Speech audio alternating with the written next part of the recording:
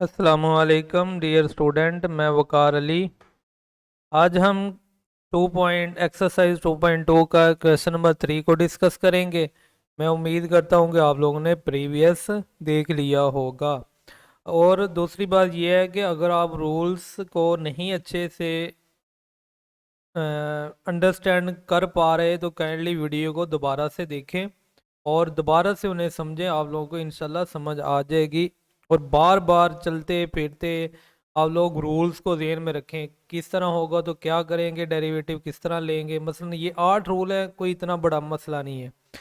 तो ये आज आपको क्वेश्चन देखते ही समझ आना चाहिए कि कौन सा रूल लगेगा, इधर कौन सा लगेगा। क्योंकि दो फंक्शन आपस में प्रोडक्ट हो रहे हैं तो इसका मतलब कौन सा रूल लगेगा, प्रोडक्ट रूल ही लगेगा ना।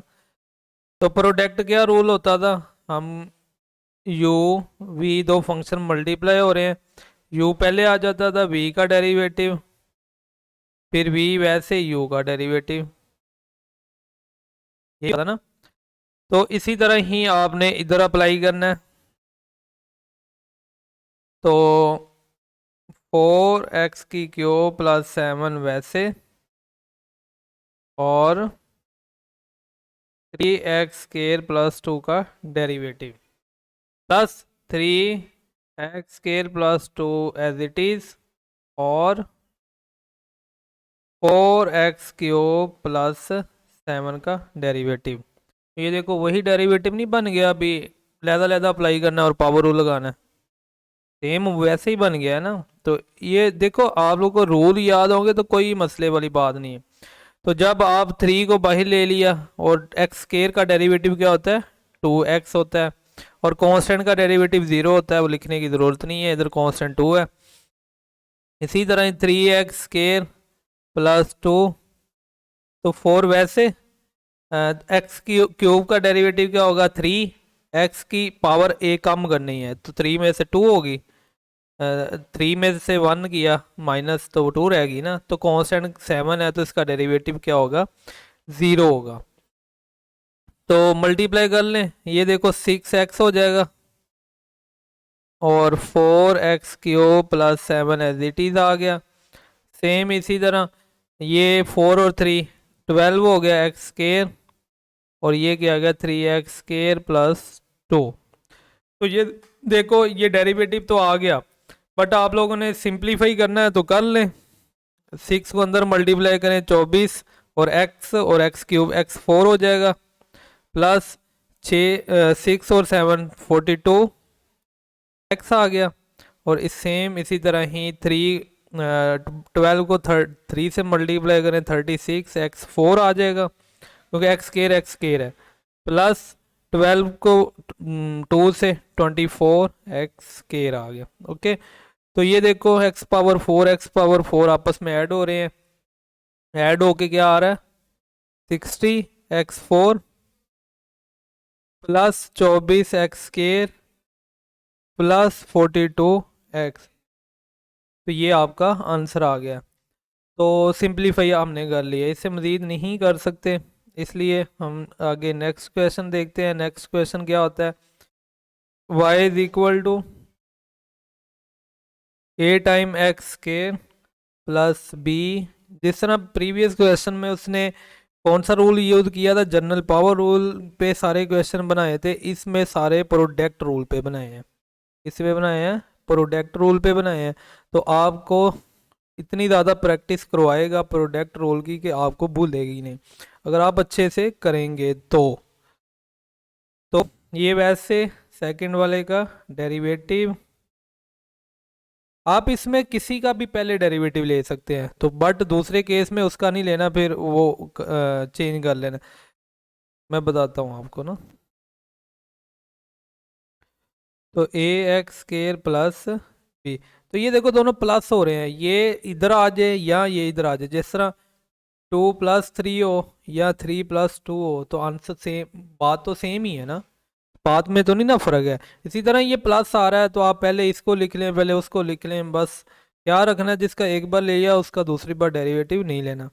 तो ये ax² वैसे आ गया, b c कांस्टेंट है, 2x का डेरिवेटिव 2x होता है, और डी कांस्टेंट है, इसका डेरिवेटिव क्या आ गया 0 plus C X square plus D as it is आ गया।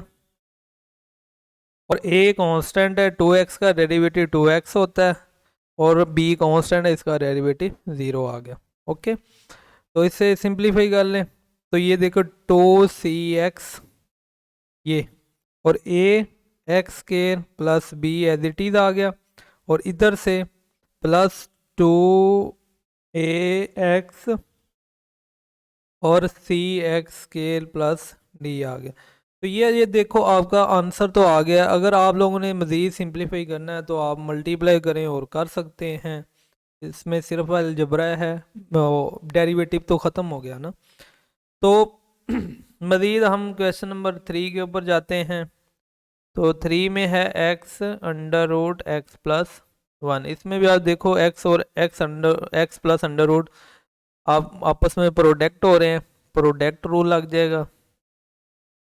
तो एक्स वैसे अंडर रूट वाले का डेरिवेटिव, ओके, ये अंडर रूट की वैल्यू आ गई, और ये एज इट इज अभी क्या है एक्स का डेरिवेटिव। ओके, तो पावर रूल लगेगा, जनरल पावर रूल। तो एक्स प्लस 1 सॉरी हाँ जी 1/2 -1, और जनरल पावर रूल की मदद से x प्लस 1 ये आ गया फंक्शन का डेरिवेटिव। ओके, अभी x का डेरिवेटिव क्या होता है, 2 होता है या 1 होता है, 1 ही होता है ना, चलो 1 लिख लीजिए। तो अभी ये देखो x/2 आ गया क्योंकि मल्टीप्लाई हो रहा है, x प्लस 1 की पावर -1/2 हो जाएगी। ये उम्मीद है कि अभी आप लोगों को पता चल गया होगा। अभी जब x का डेरिवेटिव लेंगे 1 आएगा, और कांस्टेंट का डेरिवेटिव लेंगे तो 0 आएगा, 0 लिखने की ज़रूरत नहीं। तो ये आपके पास है 1 से जब मल्टीप्लाई हुआ तो ये एज इट इज़ आ गया। सेम ये x/2 under root x plus 1 बन गया, और ये क्या बन गया अंडर रूट एक्स प्लस 1 बन गया। तो ये आपका आंसर आ गया। पावर नेगेटिव थी, डिनोमिनेटर में जाके पॉजिटिव होगी। सेम आपका क्वेश्चन है 4, y is equal to x minus 1 की पावर 3 एक्स प्लस 2 की पावर 4। तो सेम प्रोडक्ट रूल यूज हो रहा है, आपको पता चल गया होगा। तो एक्स माइनस 1 की पावर 3 एज इट इज, और दूसरे वाले का डेरिवेटिव एक्स प्लस 2 की पावर 4 होगा। अभी एक्स प्लस 2 की 4 एज इट इज, और एक्स माइनस 1 की पावर 3 का डेरिवेटिव। तो कौन सा जनरल पावर रूल ही यूज होगा ना डेरिवेटिव के लिए इधर। तो चलें करें। तो पावर रूल पहले लग गया ना, तो ये 3 आ गया, 4 में से कम हुआ, तो जब चलें लिख लें, नेक्स्ट में कर लेंगे। ओके, तो इसी तरह ही ये as it is next power rule एक कम हो गया, और मज़ीद डेरिवेटिव x माइनस 1। ओके, तो अभी ये देखो 4 पहले, x माइनस 1 की पावर 3 x प्लस 2 की पावर 3, और इसका डेरिवेटिव क्या आएगा, x का डेरिवेटिव 1, कांस्टेंट का 0 लिखने की ज़रूरत नहीं। x प्लस 2 की पावर 4, ये देखो ये 3 इधर लिख लें, और x माइनस 1 की पावर 2। तो ये x का डेरिवेटिव 1 -1 का 0 लिखने की ज़रूरत नहीं। तो आपके पास आ गया 4 टाइम x माइनस 1 की पावर 3 x प्लस 2 की power 3 plus 3 time x plus 2, और x की पावर 2 की पावर 4 है ना, और x माइनस 1 की पावर 2। तो इधर से कुछ कॉमन आ रहा है, कॉमन ले लें। इधर से आपका कॉमन आ रहा है x की पावर 1, x माइनस 1 की पावर 2, और x प्लस 2 की पावर 3 कॉमन आ रहा है। इधर से 4 रह गया, और x माइनस 1 रह गया।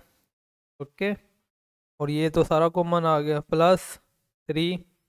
तो इधर से आपका x प्लस 2 रह गया, और इधर क्या रह गया, कुछ भी नहीं, ये बाहर आ गया। ओके, तो मज़ीद इसको हम करते हैं स्क्वायर एक्स प्लस 2 की पावर 3, ये 4x-4 प्लस 3x+6। तो मज़ीद इसे सिंप्लीफाई कर लें तो आपके पास 4x plus 3x 7x -4 plus 2 6 plus 2 आ गया। तो ये आपकी सिंप्लीफाई फॉर्म आ गई। आई होप आप लोगों को इस सिंप्लीफिकेशन की समझ आई होगी। तो अभी हमारा पार्ट 5 है। इस 5 में हम ये देखते हैं x+1 की पावर 2 एक्स स्क्वायर प्लस 1 की पावर -3। वही प्रोडक्ट रूल यूज़ करें तो एज इट इज़, और इसका दूसरे वाले का डेरिवेटिव। ओके, फिर ये एज इट इज़, और जो पहले वाला हमने डेरिवेटिव नहीं लिया था उसका भी डेरिवेटिव पावर रूल को यूज़ किया। अभी जनरल पावर रूल यूज़ करना है तो मज़ीद सिंप्लीफिकेशन के लिए, तो ये तो एज इट इज़, इधर जनरल पावर रूल लगा -3 आ गया, और पावर में से एक कम हुआ -3 -1 हो जाएगा, और मज़ीद इस फंक्शन का डेरिवेटिव। सेम ये एक्स स्क्वायर प्लस 1 की पावर-3 2 वैसे पावर में से एक कम 2 -1 1 आ गया, और मज़ीद डेरिवेटिव x प्लस 1।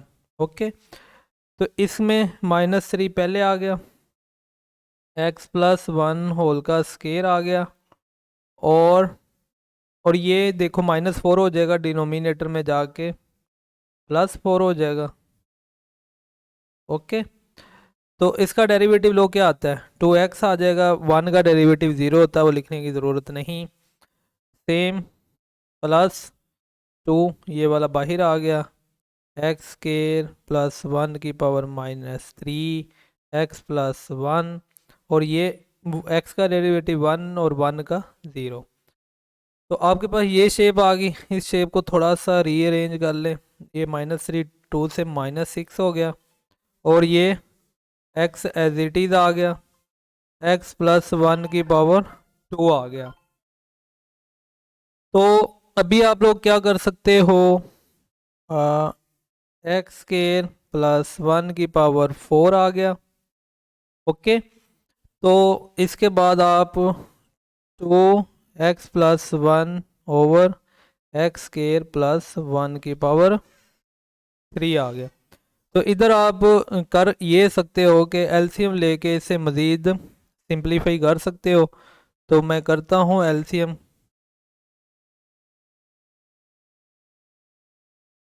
एलसीएम आपका आ गया ए स्क्वायर प्लस 1 की पावर 4 एलसीएम आ गया। तो ये वाली टर्म तो एज इट इज़ आ गई ना, और इस टर्म के साथ आपका ए एक्स स्क्वायर प्लस 1 एक मल्टीप्लाई हो जाएगा ना, क्योंकि ये 3 था, ये 4 है। मज़ीद जब आप इसको सिंप्लीफाई करेंगे -6x, इसको ओपन कर लें, या इधर से नोमिनेटर में से कॉमन आ रहा है ना, कॉमन क्या आ रहा है 2, और x+1 कॉमन आ रहा है, तो इधर -3 रह जाएगा, और x की पावर +1 रह जाएगी, और इधर एक्स स्क्वायर प्लस 1 आ जाएगा, और डिनोमिनेटर में एक्स स्क्वायर प्लस 1 की पावर 4 आ गया। ओके, तो मज़ीद इससे क्या कर सकते हैं, 2x+1 आ गया इंटू, ये देखो ये मल्टीप्लाई होगा -3x² हो जाएगा, और ये -3x हो गया, और प्लस x² + 1 आ गया, और डिनोमिनेटर में आपके पास x² प्लस 1 होल की पावर 4 आ गई। अभी आप मज़ीद इसे सॉल्व करें और देखते हैं कि ये देखो -3x है, ये प्लस है, तो ये -2x² रह गया, और ये -3x, और ये +1। अगर मज़ीद सिंप्लीफिकेशन की ज़रूरत है तो आप कर लीजिएगा, मल्टीप्लाई और ज़्यादा, तो आपकी ये आ जाएगी। तो इस लेक्चर में हमने 5 पार्ट को डिस्कस किया है। इंशाल्लाह नेक्स्ट लेक्चर में हम क्वेश्चन नंबर 3 के नेक्स्ट 5 पार्ट को डिस्कस करेंगे, नेक्स्ट 4 पार्ट को। क्योंकि लेक्चर थोड़ा सा लंबा हो गया इसलिए मैं इधर इसे स्टॉप करता हूँ। थैंक यू, अल्लाह हाफिज़।